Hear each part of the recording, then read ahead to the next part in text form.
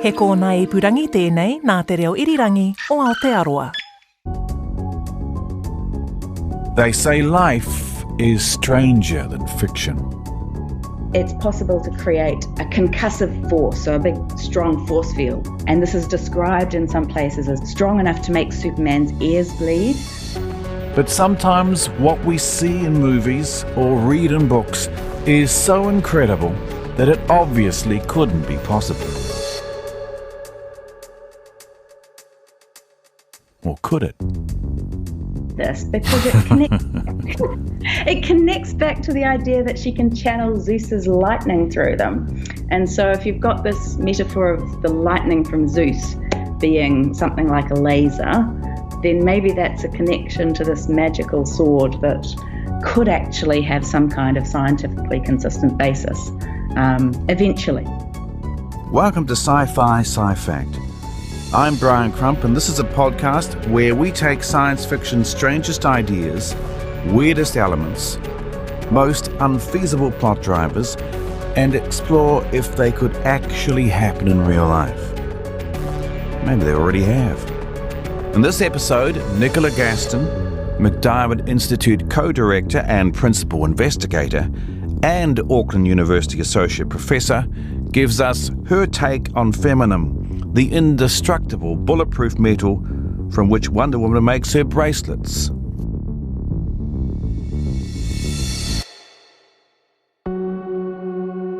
Diana? Evadne, are you wearing your protective bracelets of Feminum? Good. Since neither of you can be harmed, the contest can begin. Bullets and bracelets. Bullets and bracelets. For only women have the necessary speed and coordination to attempt bullets and bracelets without the loss of life. Are you ready? Right, so what is Feminum? Oh, so Feminum is the material that the bracelets or gauntlets in the movie version, or I've been told the correct word is actually vambraces, that Wonder Woman wears are made out of. And so it's a metal, and in the background to the Wonder Woman story, it's a metal that is only able to be found on the island that the Amazons, that Wonder Woman comes from, and they all wear these what were originally called bracelets, but have since morphed into something that's a little bit more practical as a defensive piece of armour. And bullets bounce off them. Does anything else bounce off them? Yeah, so apparently they deflect pretty much anything. So bullets are the main thing. If you look up any of the good Wonder Woman gifts that are out there, they'll often have her holding up these bracelets and deflecting the bullets.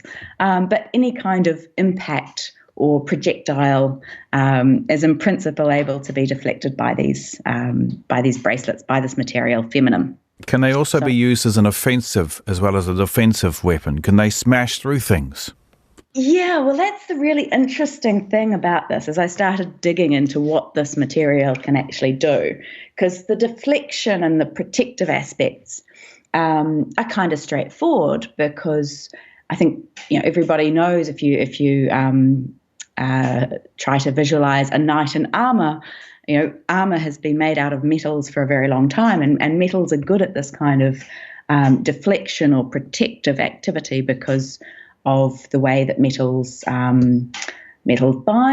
They're ductile, they're strong materials, and so that protective aspect is kind of straightforward to explain. And so if we're fact checking how realistic Feminum is, that first aspect is super realistic, and there are lots of metals that would behave similarly. Are there metals that are light enough? Although, now, here's another thing. Sorry, this is a tangent, Nicola, but Wonder Woman and her fellow Amazons, do they already have superhuman powers? They don't depend on Feminum alone to give them their super strength. No, they don't. And there's something slightly weird about this, which I'm a little bit uncomfortable about, and I didn't realize until I started reading. But apparently they're supposed to have more power if they don't wear the bracelets than if they do, which I haven't really gotten my head around. It seems kind of a strange aspect of the backstory. Why would you want on bracelets that take away power? Yeah, apart from getting rid of the bullets. It's an interesting aspect of this whole thing, which is that the Wonder Woman story has obviously been written by a man, and he was a self-avowed feminist, and there are many feminist aspects to Wonder Woman. But nonetheless, I do sort of get a little bit perplexed by some of the aspects of the backstory and the identification of the bracelets or the gauntlets that the Amazons wear with being submissive, if you like. And what's submissive to blokes? Well, it only really makes sense if you look into who the man was who wrote the original story, and he was quite a prolific writer of popular psychology, in particular around gender. And, we possibly don't have the time to analyse all of that because it might be something better left to a social scientist than a physical scientist, to be honest. Anyway, okay, so long story short, the bracelets might actually detract from your powers, but never mind. They do bounce bullets, and there are metals that are light enough and strong enough to be able to do that somebody could wear on their wrist, and if they really had quick reflexes, might be able to use to dodge bullets. Yep, so the protective aspects are pretty real, I think. That's not so crazy at all. What gets me is that in the recent versions of, so in the film, but before the film as well, I think, there's been this idea that if the bracelets or the gauntlets or fan braces are brought together, it's possible to create a concussive force, so a big, strong force field, like a blast. And this is described in some places as being strong enough to make Superman's ears bleed. Or in addition to that, there's the idea that these things can channel lightning from Zeus, which gets a little bit mythological, but essentially that they can produce large amounts of energy. And so I was thinking a little bit about, what kind of materials might be able to do that. If you bring them into close proximity to each other, what would produce some sort of energetic effect? And I was trying to think about metals being magnetic, whether there was something along those lines that might work. Perhaps the closest thing actually is if you think about bringing things together and having the idea of there being a critical mass and nuclear reactions, that if you brought them together, you could create some sort of reaction that produced all this energy. I was suddenly thinking what if the bracelets were made of plutonium? Yeah, but that doesn't quite work because then you'd use up the material that they were made from. So I'm afraid that whole, all those aspects of the energy being produced by them, by the Feminum, I'm afraid I really can't think of anything plausible that would do the same thing. So I'm a bit stumped on this one. It's a bit tricky, Brian. There are, I guess, other things that maybe... Well, the other possibility, Nicola, is that the bracelets could channel some of the superpowers the Amazons have. For example, in Star Wars, there's that force lightning that people who use the dark side of the force can use, strike somebody down with lightning. The Emperor's always doing that. And maybe the bracelet is simply channeling the energy they already have, the Amazons already have. Yeah, so I'm happy with that. It's not like a perfect scientific explanation, but if we can resort to magic in the first instance, then that helps resolve any issues that science has with this. But it is really interesting. There's even more examples in the Wonder Woman story of what this material can do. There's a couple more, which is that she can apparently produce weapons from the bracelets or gauntlets. So she can pull out swords in some versions of the story. And I quite like the description of this magical sword that she can produce because it's supposed to be sharp enough to cut the electrons off an atom, which is a lovely scientific description of how sharp a sword might be that's made of this material. What would happen to an atom if it lost its electrons, though? Well, it would go and do something very quickly. It would find another atom to hang out with and make a molecule, or Well, that could be, could that create a reaction? If you chop the atoms off something, would it create a reaction that could create a force field? Oh, you're challenging me here. Yes, potentially. If we had a magical sword that was sharp enough to cut the electrons off an atom, we could do something. But yes, it's all a bit mysterious how this actually works. Aren't atoms without electrons what you find inside neutron stars? Very, very, very dense stars? Yep. So strongly ionized atoms are just atoms without electrons, and any atom that has a lot of energy or that's in a high energy environment will have enough energy that those electrons are released and they can go off and do other things. And so that's exactly what you're describing in the sort of environment that you have in some stars. If the atoms in an element lose their electrons, does that fundamentally change the nature of the element? No. So the nature of the element is fundamentally determined by the structure of the nucleus, so the number of protons in the nucleus. And you can think about this as that the presence of the electrons is a little bit like if you've got something that's a little bit elastic. So you can pull the electrons away, but they'll always go back on if they get close enough to the nucleus and the nucleus still has that particular number of protons in the nucleus.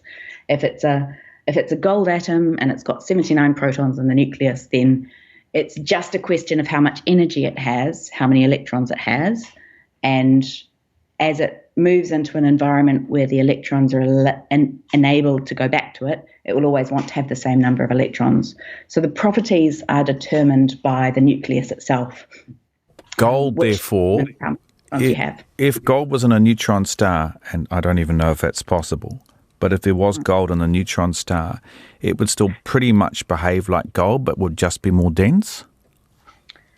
Yeah, well, it's an interesting question because metals, and I guess we're talking about metals in the sense that Feminum is representative of pretty much any metal that is nice and ductile and can do this kind of, can absorb forces effectively.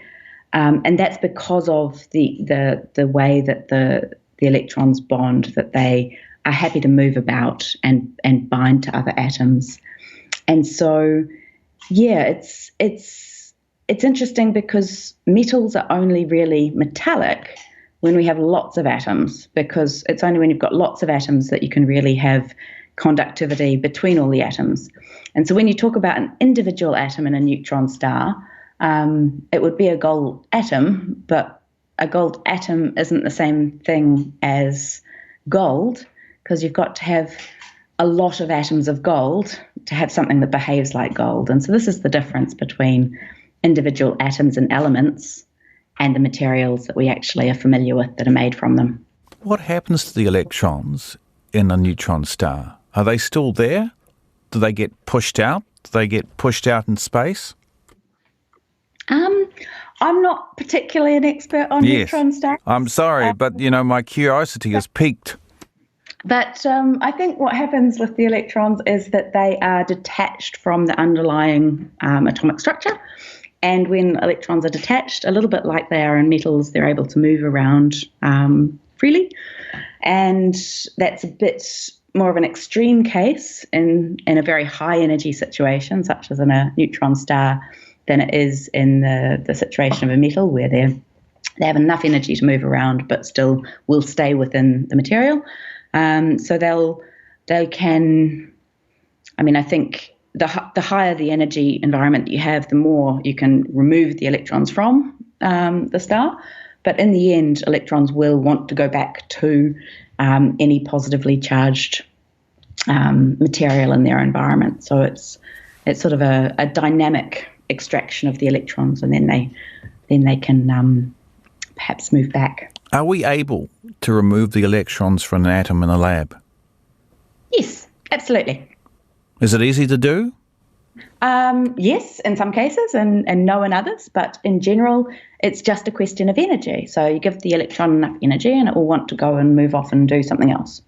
And so the typical way you'd do that would be shining light on something. And so the reason that things have color is that when you shine light on electrons, they can change their energies. And that means that they can absorb photons, which is just the light, that have a particular energy. So they'll absorb light of particular colors. Wonder Woman could maybe take a laser sword out then, and the laser could cut the electrons off an atom. Yeah. So maybe that's what it is. Maybe that's what the metaphor sharp enough to cut the electrons off an atom means. Maybe it is something light-based. I mean, it would make more sense. But on the other hand, just being able to take a laser sword out of a bracelet, or even create a force field, as you say, is stretching it. It is, but I like this because it connects. It connects back to the idea that she can channel Zeus's lightning through them. And so if you've got this metaphor of the lightning from Zeus being something like a laser, then maybe that's a connection to this magical sword that could actually have some kind of scientifically consistent basis eventually. I don't think we're there yet, but there are some connections we're pulling out. This is useful. Well, yeah, could we somehow have something on our person, or just anything, which could actually get any charge that's in the atmosphere and channel lightning from it, if there's maybe enough charge in the atmosphere already?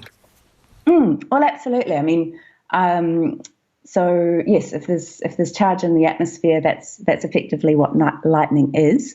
So there's something about this. It's just a question of where the energy comes from that I'm still not quite sure about, Brian. So 2 quick questions. 1, have we tried, and this may not be, again, your area of specialty, but have we tried to harvest lightning for energy use? I'm almost certain that some people have. I'm certain that people have done this unsuccessfully, but I'm also pretty sure that people have done this with some success. I don't think it's a practical form of energy source. I think if you want to harvest energy from the sky, you're probably better off trying to build a solar cell these days. But I'm trying to think. There's a historical example of somebody. Well, Benjamin Franklin. There we go. Thank you. That's all I was thinking of, right? I mean, there is a lot of energy up there in a thunderstorm. Secondly, last question, getting back to the more plausible thing, which is a metal that's light but can deflect bullets. What's the best candidate? It depends a little bit on cost and all of that. Aluminium's very nice and light, and it's pretty strong.